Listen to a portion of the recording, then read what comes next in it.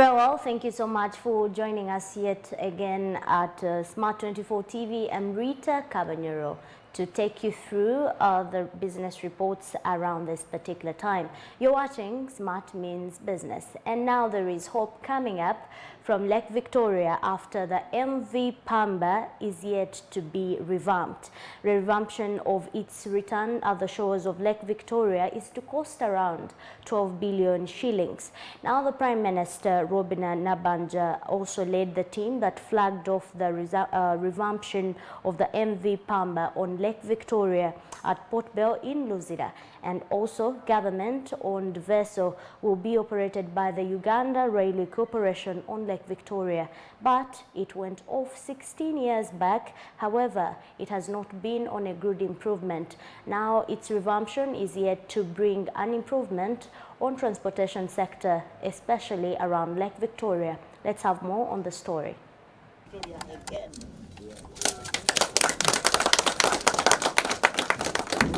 The Prime Minister of the Republic of Uganda, Honorable Robina Nabanja, led the team that flagged off the resumption of the MV PAMBA on Lake Victoria shores at Port Bell in Luzira. MV PAMBA is a government-owned vessel and is operated by the Uganda Railway Corporation on Lake Victoria. This went off 16 years ago, but now it has come to improve on transportation of goods and services in East Africa.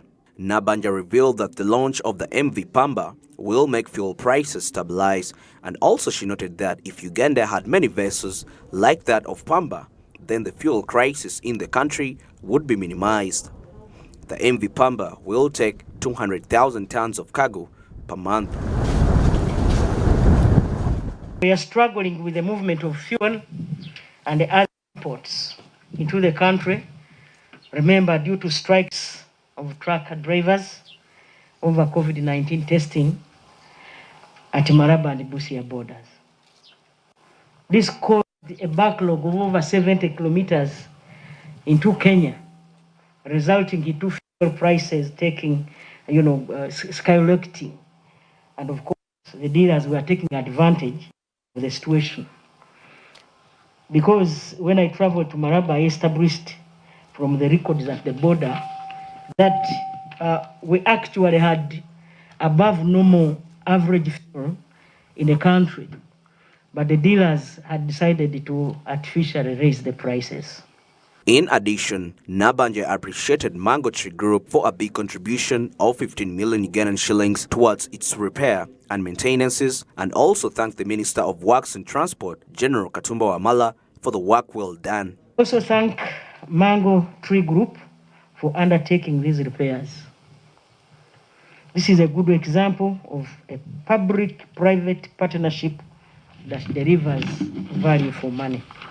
I'm pleased to learn that the repairs have now put this vessel to international standards. According to Honorable Katumba Wamala, General, the vessel is at international standards.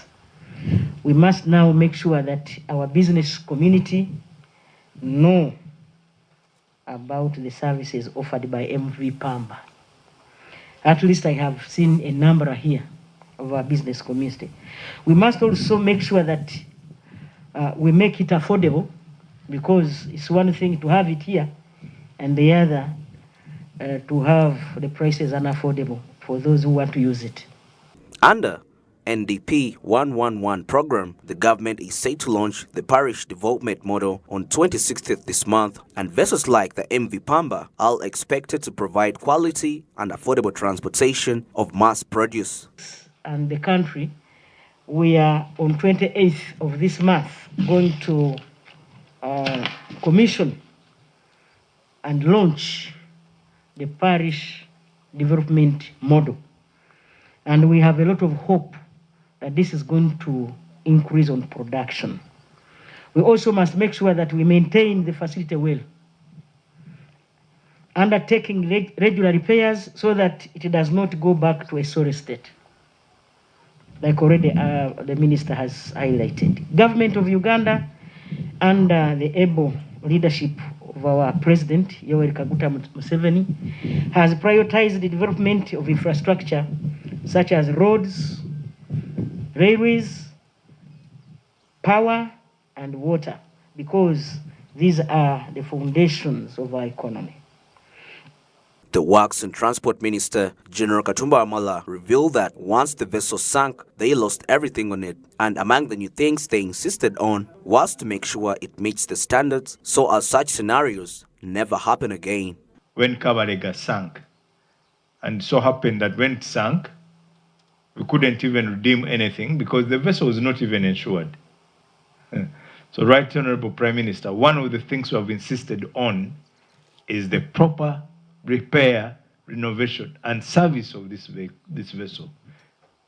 This vessel has made international standards. It has been inspected by the International Shipping Agency to ensure that it meets the standards. I've insisted to the operator, and the telephone calls which have been going to Mr. The chair board, I've also gone to the operator, and I've told him, you will not move an inch of this vessel until you have insured it. And I understand it now has the insurance, it's fully insured, goods and vessel will be insured.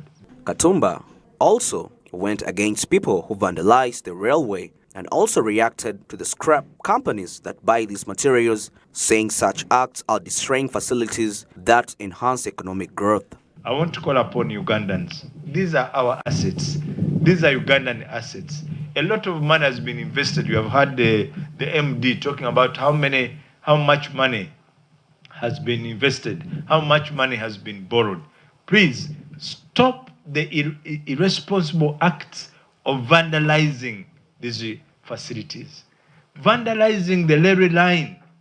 Every time you go and pick and even those companies which are buying scrap, why do you buy a slipper which you are very well aware that it has been vandalized from a railway line, and yet you want to export your material?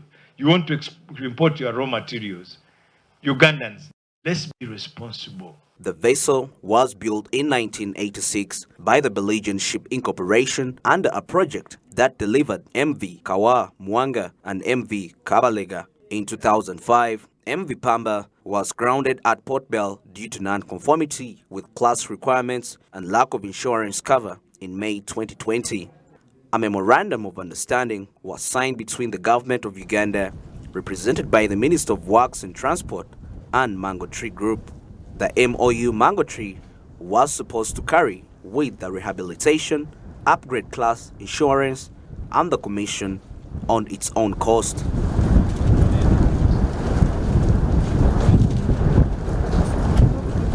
And that's Andrew Warija there reporting. And moving further, government of Uganda is set to local investors, to empowering them, and also this in turn will be boosting competitiveness among them.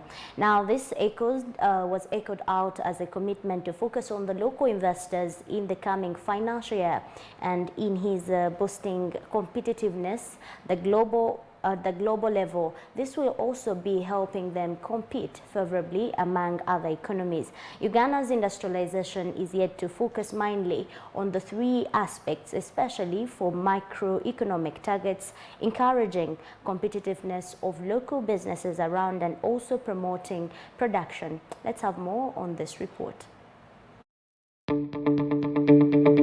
Uganda's industrialization focuses mainly on three aspects, namely microeconomic targets, encouraging competitiveness of local business, and also promoting production. This will be areas of priority in the launching of the Parish Development Model on February 26, 2022, to ensure that all Ugandans eradicate poverty in their households, as each parish will be allocated 100 million Ugandan shillings. This is intended to boost local production and ensure Uganda's competitiveness on a global level, which in turn will result to acquisition of foreign currency in large sums. During a press brief at Namanve Industrial Park, Evelyn Anite, State Minister for Privatization, says that government is intended to focus on domestic investors in the next financial year. Now, we'll not talk about the other incentives in other sectors, but we are in the business of manufacturing, value addition, and attracting and encouraging local investment. So for me today, my emphasis with my team will be on what are the support that we have put in place for the domestic investors. Because this year we want to dedicate it to the domestic investors, because we want to see growth in the number of domestic investors. And so as we do that, we are going to start, you'll be seeing us having a number of conferences or investment summits, linking our local investors with foreign investors, as opposed to the usual way of asking us to attract the FDI to come in Uganda. We now want to ask the FDIs to come and work with Ugandans, and good Ugandans who are very good at record keeping, Ugandans who are trustworthy, and so that we empower them. Anita said there has been land gazetted for the domestic investors to set up industries as well as in the industrial parks across the country. But however, Uganda Investment Authority will discuss with these investors on what they will have to execute. Free land, we've gazetted land for our domestic investors in all our parks. As you know, that we did a countrywide tour and we are able to secure land in different parts of the country. And in that park, well allocated, without payment of any money, including in Namanve. As you all know, we have 60% of our land in Namanve given to domestic investors. And that is 60% out of 2,200 acres of land. So if it's 60% is given to the local investors, we will discuss on what do they now have to do. Because it's just not about giving this land. We're not in a business of itandikwa. We're in a business of job creation, manufacturing, value addition on all our natural resources. The minimum capital requirement is another investment that we give. If you invest a minimum capital requirement, and again I will start with Ugandans, because I told you it's a year that we've chosen as Uganda Investment Authority and as government to dedicate to promote local investors. The establishment of the One-Stop Center by Uganda Investment Authority through the amendment of the Investment Act 2019 created a single access point for information and service transactions for investors. And Robert Mukiza, Director General at the Uganda Investment Authority, says this year the focus will be on domestic investors to take advantage of the industrialization that come to the region. Going forward, the focus very much is going to be on domestic investors. The Honourable Minister has clearly stated that. We finished our investment land bank mobilization. I want to re-echo the Honourable Minister's thanks to the local government for really giving us 8.5 square miles of free land, and we insist free land to our investors. So now the next stage is how do we galvanize our domestic investors to take advantage of this regional industrialization that is going to happen. So we are going to have what we call domestic investment clinics going around the country. The way we went around gathering land, we haven't stopped now. We have to now convince and encourage our local investors to take advantage of this industrialization that is coming to the regions. That's why it's called regional industrialization, such that the regions, the local people in those regions become manufacturers. Take the bull by the horns and start manufacturing. Don't import hair, make the hair products in the region where you are. So we are going to push that. We are coming to you to say this is how you take advantage of the industrial park. The Honourable Minister said only 170 million Uganda shillings, you get free land in an industrial park. We're now going to come to you and say this is how you get it. How do we support you to get capital and to be able to invest? Again, that is cost of investment. Cost of investment. It's not that you're giving it to us. No. You're not giving it to us. It's the cost. Really, you invest 170 million. Imagine only 170 million shillings, and you have free land in our industrial park, and you are becoming a manufacturer. We are coming to all over the regions in this country to support, to bring the one-stop center services to our people, to say these incentives that we have heard about, they are actually even more for our local investors. So expect us again to go around the country, encouraging you to be part of the industrialization journey. The land in these parks will be offered to both domestic and foreign investors free of charge to establish factories that will result in the creation of jobs, transfer of skills, import substitution and increased exports. In the Kampala Industrial and Business Park alone, they intend to establish 500 factories, which will translate into over 250,000 jobs that are direct and even more indirect jobs. The growth of these factories will spearhead the move towards industrialization and the transformation of the country into a modern economy. And now moving further, charging fees that is not prescribed by UNEB is now an offense, says Daniel Odong. The executive director of the Uganda National Examination Board, Dan Odong, has urged school directors to distance themselves from charging registration fees that are not directly aligned from UNEB. Now Odong says that such an offense attracts the financial penalty in terms of imprisonment and not exceeding 10 years. So if you're in for it, better know what you're wishing for this time. Let's have more on this. During the release of the calendar or schedule of the key dates and activities prior to the final conduct of the 2022 primary leaving examination, Uganda Certificate of Education and Advanced Certificate of Education at Uganda Media Center, the Executive Director of Uganda National Examination Board, Dan Odong, urged head of centers and school directors to desist from referring to any other administrative registration costs as UNEB fees. According to the UNEB Act 2021, Section 33, it is an offense to charge fees not prescribed by UNEB and refer to these as UNEB fees. So heads of centers and school directors are urged to desist from referring to any other administrative costs that they want the parents to bear. They should desist from calling this as UNEB fees. Such an offense attracts a very hefty penalty of 2,000 currency points, and each currency point is defined as 20,000, so you can do the arithmetic. A very hefty jail term of 10 years is in the law. And on top of that, the board will proceed to withdraw the examination status from such schools that will have been found to be charging fees not prescribed by the board. According to Odong, the Uganda National Examination Board has set October-December 2021 as a period of conducting the national examinations, which include PLOE, Uganda Certificate of Education, and Uganda Advanced Certificate of Education, adding that any person convicted of referring to any other fees not prescribed by UNEB shall pay back to the concerned students or guardian.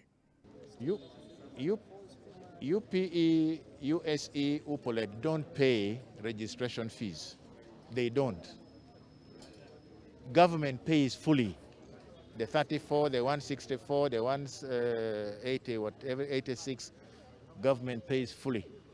So there is no way a person whose child is, that is what we are calling charges that are not specified by the board. Parents should take the school's management on why are they charging that money. Reports indicates that normal registration of candidates at all levels commences this month of February and will go on until 31st May 2022. For candidates who may miss registration during the normal period, a time frame has been set for the late registration starting from 1st to 30th June 2022. Late registration, however, shall attract a surcharge of 50% of the total registration. Asked as to why they impose surcharge on the late registration, Odong said that this is imposed on private schools and parents or guardians who have the capacity to pay fees at a private school have the ability to pay a surcharge too. No, parents who have financial problems would have their children in the UPE schools, which is free, because government pays. But if a parent puts his or her child in a school that is not under the universal education program, we expect them to find the money. But you will also recall that last year, 2020, when we had the exams in March, April, the period of registration was about 1.5 months only. But this time we have February, we have March, we have April, we have May 31st. That is almost 4 months.